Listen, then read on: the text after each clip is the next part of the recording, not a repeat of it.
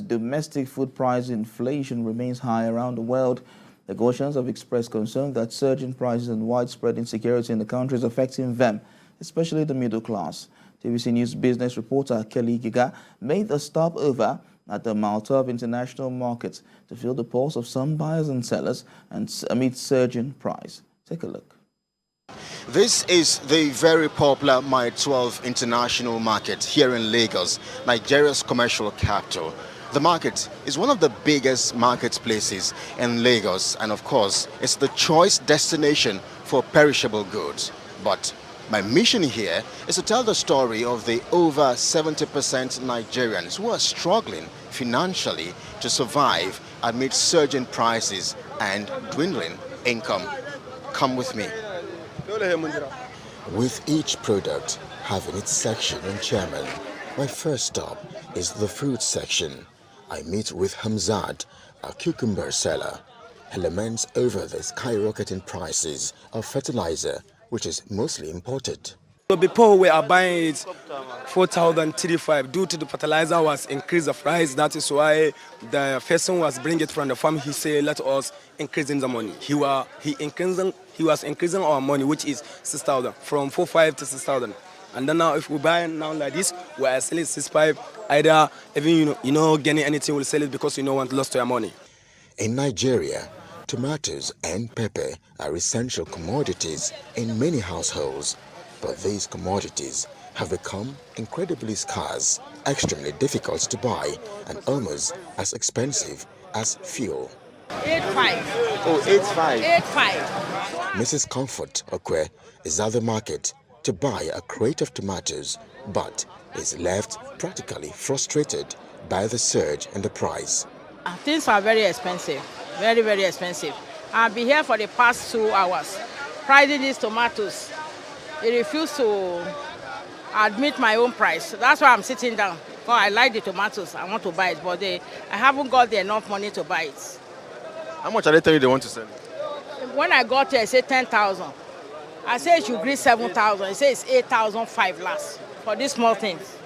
Everything is high, everything. There's nothing that is cheap, especially today. Like last week I came to the markets. Some of the things I bought today, they're like ×2 of the price I bought last week. Everything is so expensive. Nothing is cheap in the market right now.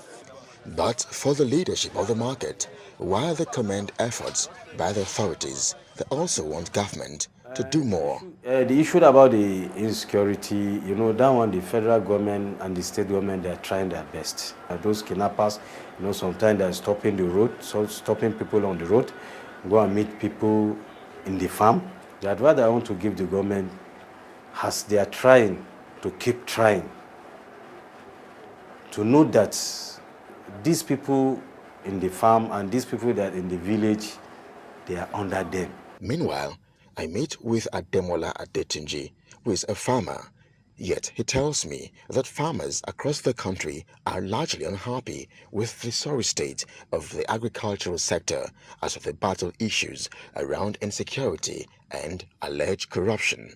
If there's a government program on agriculture, there should be evaluation team who monitor that project, because like Anchor Boras program now, I want to see if that Anchor Boras program scheme can be questioned so that we can know, because if that budget meant for Anchor Boras program, that money I mark for agric is actually being utilized for the purpose, we won't be here talking about food insecurity in this country. So experts are also worried about the impacts of inflation on households and the possible consequences on Nigeria's economy. Last available data was in Q4 2020, and according to the National Bureau of Statistics, it came in at 33%. We believe, most analysts believe that it's way higher than that at this time. And, especially if you look at what, the manufacturers are doing in terms of downsizing, you want to imagine that many people would have lost their jobs over the period. And so in a way, we're also looking at this inflation affecting, workers. 20.52% inflation in Nigeria is, it's a bit worrying. I think the last time we saw this was sometime in 2005, since probably September or so in 2005. That was when we saw inflation at this level before.